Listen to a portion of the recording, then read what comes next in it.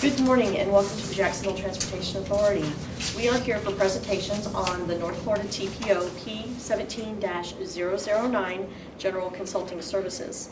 Just a couple of housekeeping items. We always start all of our meetings off with a safety message. This month's safety message is don't get caught off guard. Turn your attention to accident prevention. And I'm sure all of us can incorporate that in our day-to-day lives. We do have emergency exits on this floor. Door here and door to the back. And the lobby levels on either side of the elevator bank, there are stairwells. There's also a stairwell in the far back right-hand corner of the building. Restrooms are also in the lobby on either side of the elevator banks. Women's is on the right, men's is on the left. My name is Tina Roberts, and I am the Senior Procurement Officer at the Jacksonville Transportation Authority, and we'll go through and do staff next. Sandra Giles, Contract Procurement Specialist. Wanda Forrest, Transportation Planning Manager. Jeff Sefnet, Executive Director. Marcy Larson, Public Affairs Manager. Denise Bunny with Planning Director. Okay, and if our team can go ahead and introduce themselves. I'm Kim Holland. Rob Palmer. And more. All right, the floor is all yours. Yeah. Well, first I'd like to say thank you for inviting us to come and speak with you today. As I just said, I'm Kim Holland, and I'm a Vice President with RS&H, and I'm also the Jacksonville office leader. And all three of us are regular attendees at your board meetings, so we're very familiar with the projects and the innovative initiatives that you guys deliver annually. I do want to take a moment to talk about our team. So RS&H is headquartered here in Jacksonville, and we've had a very strong local presence for over 75 years. We've got 270 people that are located in Northeast Florida and nearly 1,000 nationally. We're very proud to say that we were ranked as the #1 firm by the Jacksonville Business Journal in 2017. So I want to continue my conversation by introducing our program manager for this contract, who's Rob Palmer. And as you know, Rob is a certified urban planner, and he's also a transportation logistics professional. Rob has 33 years of experience, but that is not all. I've got 3 points that I feel like Rob will add value to this contract. So first, Rob is the chair of the Florida Chamber, the Trade and Logistics Institute, and all of the industry leaders participate on that committee. And as part of that, Rob facilitates that discussion for our industry statewide. Also, Rob has participated repeatedly with JAX USA and the Chamber to travel to DC. He's led our transportation delegation discussions, and I want you to remember that because I'm going to come back to that in a little bit also. And then the third point that I want to make is Rob leads our professional practices committee for planning. And that's important because that group guides innovation, policy change, technology, and quality for RS&H and transportation. And that's not horizontal, that includes vertical, so corporate.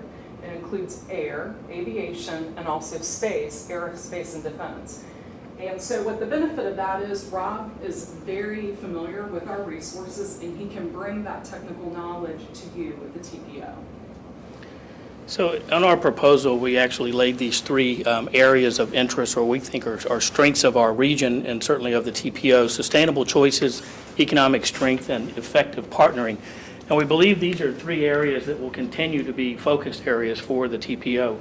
Regarding sustainable choices, you're already doing that with clean fuels, the fact that we're evaluating how to continue to provide other choices. When we think about choices, it's beyond fuels. It's also how's the transit going to work? How is autonomous vehicles going to fit into that equation? We know the millennials and the baby boomers are two generations that are about equal in size for our country.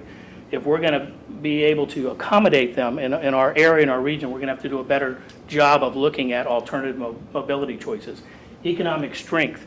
The economic strength of this region is our transportation. It's a great transportation system. The DOT has maintained an unbelievable level of service. When we look at the port, when we look at the ability for our region to continue to grow, and the fact that we are the gateway to the state. And when we looked at, for DOT, 13.5 million trucks a year are coming in and out of our state. Almost 9 million of those are in our district. I-95 and I-75 carrying the majority of those. It's an important part. Effective partnering, that's something the TPO is well known for. You've done a fantastic job. We're happy that we've been able to help in that regard, but effective partnering is important regionally and nationally because of US DOT, and we know the new regulations and new thoughts for MPOs nationally is about partnering and having a better job at that. I'll spend just a second about on our org chart. As you see, Het Patel leading Task 2. You know Het, he's done a great job working on a project I'll mention in a few minutes regarding Clay County. Kevin Tilbury is new to our team this year.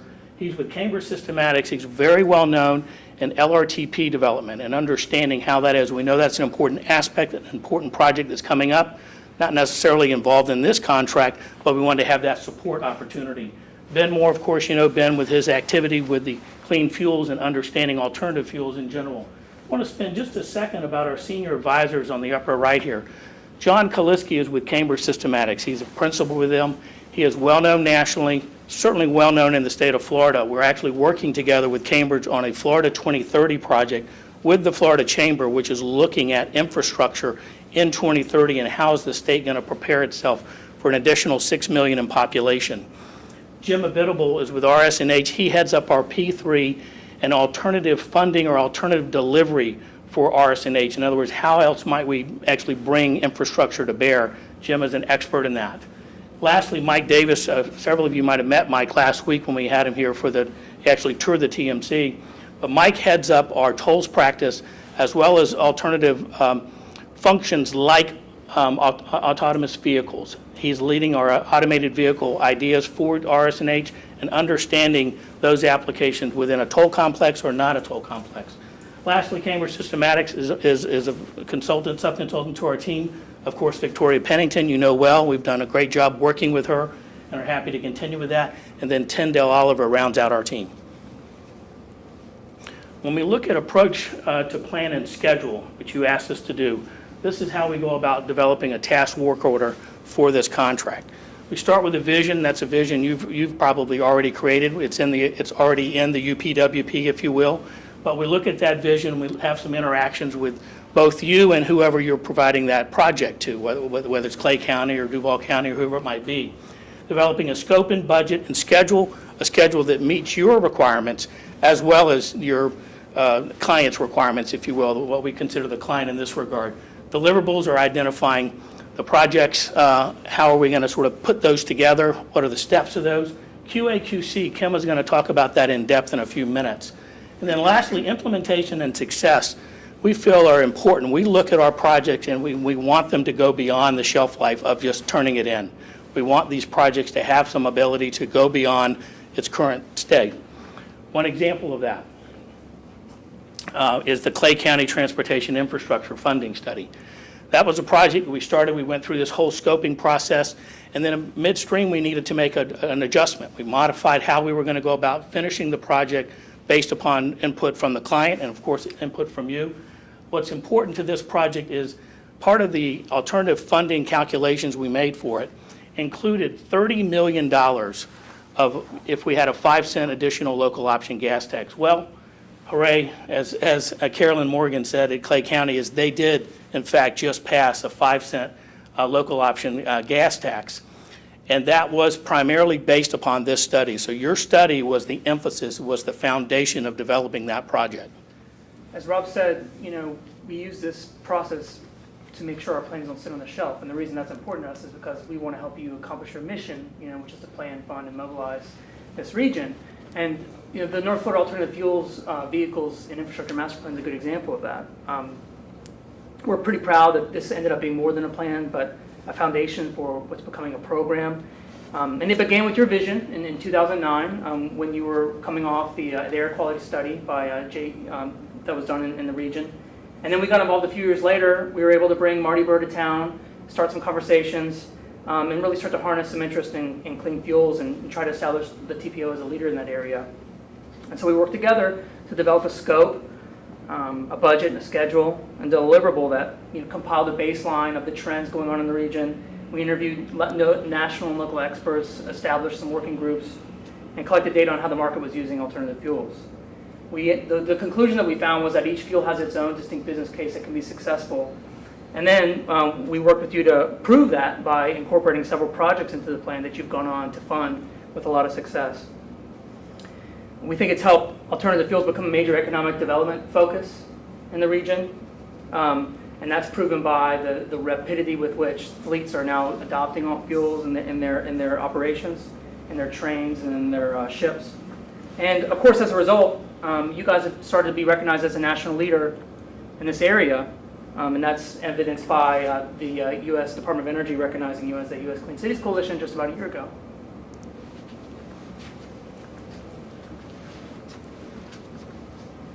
So you asked us to look at our firm's rate of response, and our ability for local resources combined with our subconsultant team we think is very strong. Kim mentioned how strong our team is here locally in Jacksonville and of course nationally. What's important is that we look at local and company-wide resources always. We don't just view the folks that are in Jacksonville are the only folks that can work on your projects. We look to advance outside if in fact we have expertise that would be important to you. Currently, availability of resources is something that's very important to RS&H, so we're in a constant view of what are the resources in our company and their availability. Subconsultants are another area. Our subconsultants have a huge foundation here in Florida. We work with them both, all three of those subconsultants currently. In terms of same-day response to emergency or disaster situation, this is a little unique. This is actually Jacksonville Pier. And after the hurricane came through, after the hurricane was done, we actually incorporated the use of a drone that Kim's going to tell us a little bit about in just a second. But we actually used drone to go out and understand the value or the impact of this particular hurricane on the pier, and then we moved beyond that. And Jeff, to your point, you guys have the Traffic Management Center. You monitor emergency situations. As Rob mentioned, we did deploy a drone out to the pier. The benefit to the TPO is that drone can take still shots and movies, and it can actually collect 3D data to get real-time assessments very quickly and safely. And that's a technology that we can put to use on a planning level in this contract. Because we know you well, we understand your objectives, and we've organized our resources around them. We feel like we can accelerate our tasks to meet your funding priorities or schedule demands. A good example is the North Florida Alternative Fuel Corridor Network. This was an opportunity that the U.S. Department of Transportation and the Federal Highway Administration brought to us with the catch that we had a month to respond with very little guidance. And so once we decided this would be a good opportunity together, we set up a task order, and we had 2 weeks to execute the project. We were able to meet the deadline, and the result was that our region was the only one in Florida that was designated with an alternative fuel corridor, and our designated section of I-95 is the only one south of Virginia designated in this way. And then the last bullet we want to talk about is our ability to be forward-thinking in our actions leading to results. I mentioned earlier that Rob had participated in the DC fly-in, and during his last trip, he actually went a little early and he met with the Surface Transportation Board. So as part of that, he met with those representatives, began to build those relationships, discuss the North Area Rail project, and also figure out how to best position the TPO for success. So the results that have come out of that, at this point, the TPO is preparing for the application for the EIS. The DOT has also funded the early phases of the EIS, and RS&H has moved forward to be qualified as a third-party vendor with the Surface Transportation Board to help support you as an owner's rep in that capacity. So QA/QC, I'm going to do my best to make it sound really exciting because this is often not an interesting topic. But I think Ben and Rob have done a really great job talking about our ability to plan and schedule. They've talked about that process. They've given some excellent examples that have demonstrated our success in that process and also our rate of response if we have quick applications. QA/QC is another step in that process. RS&H does have a corporate commitment to QA/QC. It's part of our standard operating procedures, and we actually do hold our subconsultants to that same high quality standard. Our process, it's a 5-step process that's listed. It's the origination, review, concurrence, incorporation, and verification, ending in the last step of QA certification to ensure that the QC process has taken place. I will tell you that you guys often give us comments when we submit draft deliverables. We appreciate the feedback that we get from you, whether that's a sit-down face-to-face, or if we end up getting a track changes document from you similar to this, or if we do a page turn. That review and that process is part of our QA and QC. I just did want to mention, this example is actually a North Area rail study. And in this particular project, we were pretty much done internally with the report, but we actually invited our PD&E, Paul Haig, I mentioned him earlier on our org chart, our PD&E group that specializes in EIS and the whole NEPA documentation. We asked them to look at our document with the understanding that we wanted this document to be an input to the EIS. That's very important so they don't have to back up and start from scratch again, because we've already developed some alternatives. And these are actually their comments. They did a lot of review of that document and actually made it probably less engaged than what we had initially. But having that ability to go into other disciplines is very important for RS&H, that we can reach into the engineering discipline and say, tell us what you would do with this document, rather than us just look at it on our own. And then we've also got a table that's proof of our quality grades. These grades were actually provided by the DOT, and anything over a 3.8 is considered very good. And you may wonder, well, why are these projects on this list? Well, the first one, the South Florida East Coast Corridor, is a contract that's very similar to what we would expect as an owner's rep for the North Area Rail. So excellent grade there. Also, Rob mentioned that Paul Haig had served to review in a PD&E capacity. The Arlington Expressway Matthews Bridge is a project that's in PD&E that Paul Haig has led. First Coast Outer Beltway is a project that we have that started in planning. It went through the EIS, and now segments of that are in design and under construction. The next two projects, the Managed Lanes and the Transtat, those are two contracts that are very heavy from a modeling and a data standpoint. And then the last three are very specific to planning only. So again, a really great demonstration of our commitment to the quality process through these excellent grades. So why RS&H? And I'll sort of, again, begin with our areas of engagement that we had in our original proposal. Looking at sustainable choices and looking at economic strength and how that plays into our transportation system, and then effective partnering. We again believe these are cornerstone efforts and cornerstone sort of coverages of how we would do our work for you. When we look at sustainable choices, we have to look beyond just those that are here today. You've done an excellent job. The TPO is a leader in terms of looking at alternative fuels. How do we expand that for this generational information I gave you earlier? The economic strength, understanding the port and its relationship to this region, and of course their needs coming up of almost $1 billion in terms of harbor deepening. But our rail study that you've actually made happen is a great impetus for the others to look at that and say they're doing more than just waiting on a check from the U.S. government for the harbor deepening. And then effective partnering, you guys are experts at it. And I think it makes a lot of sense that we continue looking at effective partnering, but looking beyond those partners that we have now, because we know US DOT is looking at MPOs taking on a little bit more leadership role, giving you more opportunities. We'd like to do that with you. What's unique is our team aligned with your initiative. We think we've done a good job. You've entrusted us over the years to move into areas which are kind of unique. Freight, not something a lot of TPOs look into. You started years ago looking at freight. We think we've developed a lot of that with you and are proud of that. A lot of TPOs or MPOs are doing that now, but you've already actually had the leadership in that. When we look at alternative fuels, again, with Ben's help, you're taking a leadership role. Most MPOs have never even looked at that as an area. And then when we look at other aspects of what you're looking at, the Clay County project that I mentioned, funding study, is a little unique in that TPOs or MPOs don't typically do sort of in-depth research for a county to figure out how are they going to fund their own transportation. And so that was a unique application. I think it was successful. Clearly, they've passed a 5-cent gas tax.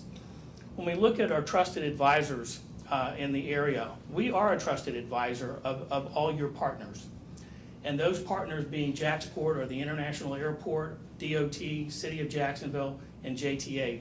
We have contracts with them, and being a trusted advisor to them and to you, we think adds value to all groups. And then lastly, a 15-year working relationship with you. We've been here with you for a long time. We've gone through the process, the changes you've had as an organization. We're proud that we've provided some value to you in that regard, and we'd love to continue with that value moving forward. And with that, we'll open it up for questions. Good. I think we have to reset the clock first for. Okay.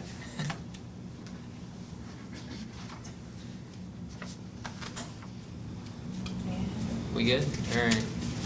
Well, there were 4 questions, but our questions can't delve into anything outside of sort of the QA/QC and the approach for today. And some of them we'll offer the questions, but you may have already answered them, and we'll suggest that. So this may or may not even go 10 minutes.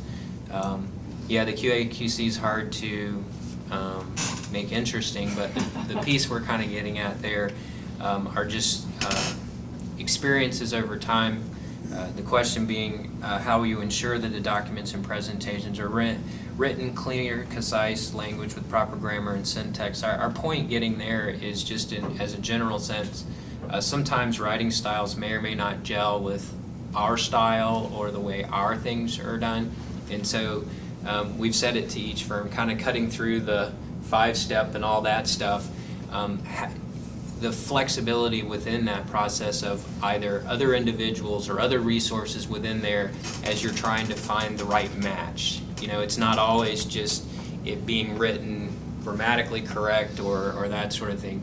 It may not read necessarily the way desired. So the flexibility even to react in that context. And I guess, Jeff, what I would say is I probably mentioned some of that when I was on that slide. I know that your messaging and imaging and what the TPO puts out is extraordinarily important to you, and having you guys involved in that process has been very important to us. It is iterative.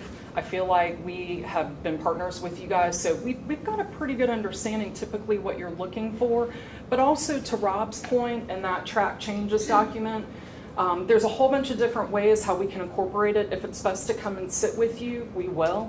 If you guys just want to kick us a track changes document and we take a look at it, we will. If we want to sit side by side and flip through, you know, Ben, that was something that we had talked about. Oh yeah, you know, and of course we've got Victoria on our team, and Victoria's done a great job of helping you craft your message and your image, and we've got her as a resource to help us better understand that.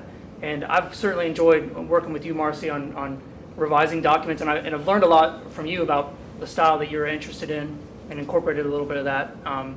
So I think we've become familiar, more and more familiar every time we put in a deliverable, what you want, how you want it to read, and how you want to get it across. And that's part of my job that I enjoy actually doing with you guys.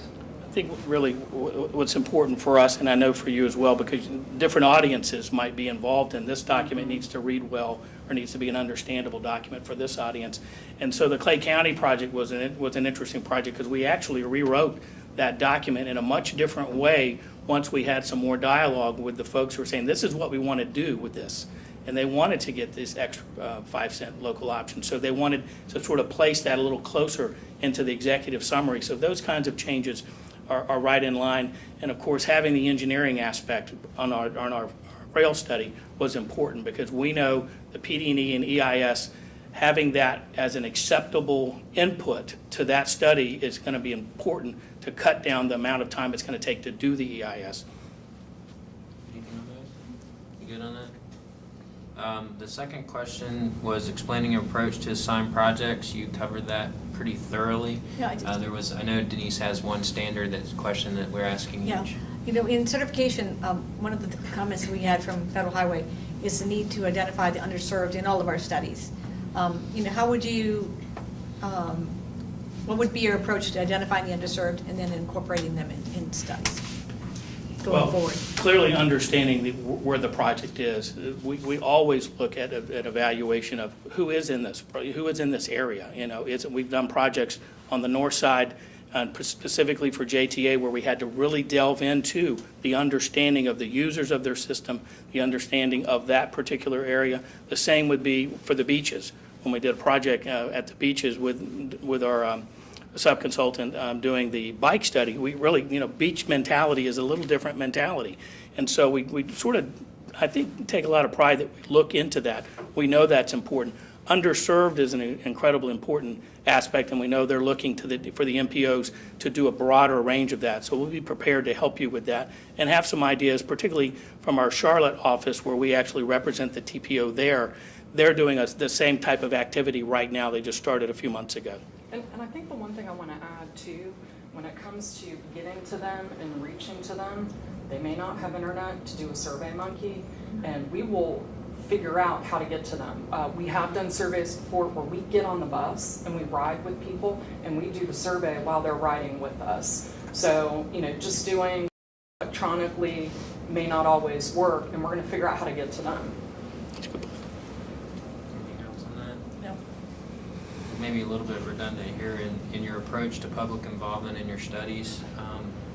Is there anything in particular you'd want to ask there? Or are you pretty comfortable with the approach normally? There's enough history to suggest our experiences on that. And I think an area for us on focusing is ensuring project scheduling and budget, particularly now as we look as we're becoming more visible and our projects are becoming more interesting. The interest both in decision makers and the public now creates more input and desires for how a scope or a project might occur. So it'd be more common now that midstream changes and that sort of thing, which we have not been accustomed to. So want to make sure how we would address that and make sure we're mitigating that through the process. Well, we're not perfect, but we strive for perfection. But I agree. I think having a continued conversation with who we're doing the project for, obviously it's for you, but you're representing one of your members, is important. And I think that was the important part of Clay County, because we had to sort of get a re-engagement, a refocusing of that to meet a deadline for them, because they were thinking, we want to go to our own home board and do some work to advance some funding opportunities. The other areas, and I think Ben could maybe weigh in on this, is having sort of a really understanding of who the other partners are. And I think for clean fuels, I think you guys have done a great job with that, and I think Ben's assistance and understanding what that is important. Well, yeah, I mean, in that particular instance, I mean, I think we've done a really good job of getting industry excited about things, and they can help accelerate and help get our public entities more engaged and moving faster. And so I think that's one thing we've been trying to accomplish with some of our work in Clay, and certainly Jeff, Nassau. the thing that I would add too, you mentioned about having to change direction maybe mid-course. We're very good at doing that. This one's going to be an extreme example. We participated in the Fuller Warren PD&E project. I can tell you that when that project started and public involvement started rolling, you may remember every council person and the mayor signed a petition, and they're ready to have DOT take that project back. And we worked with all stakeholders. We worked with the Riverside Avondale people. They were not an easy group to work with. And that project actually just last week won PD&E Project of the Year. So when we're talking about making adjustments mid-course, we have no problem working within the boundaries and the constraints to get you guys to a successful project. We good? We're done. That was easy. Thank you. Hope you guys have a good weekend. Thank you.